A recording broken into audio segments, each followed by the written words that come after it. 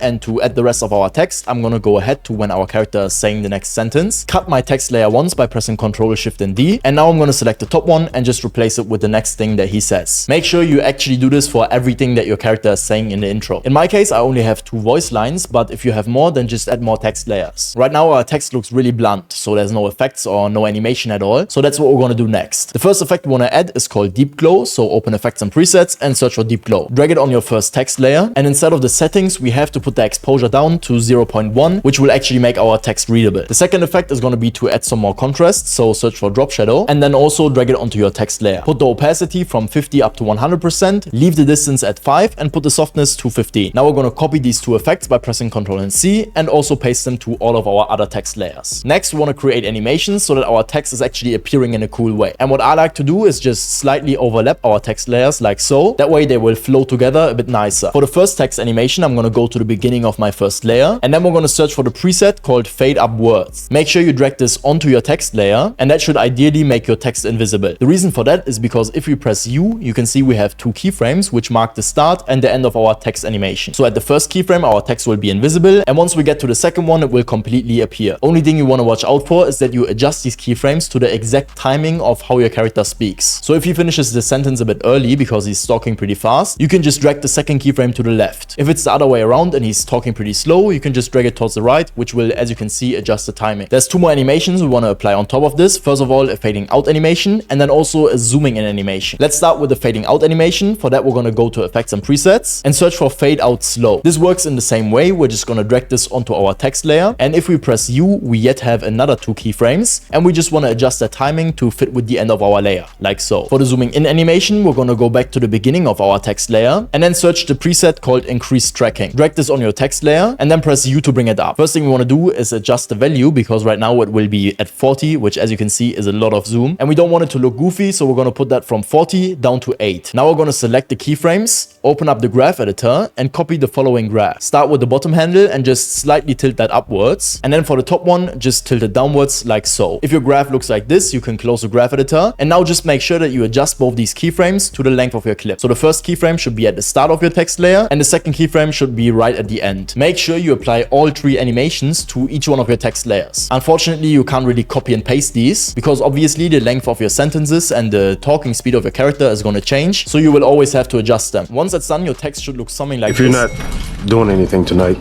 Masuka's invited us to the bel canto.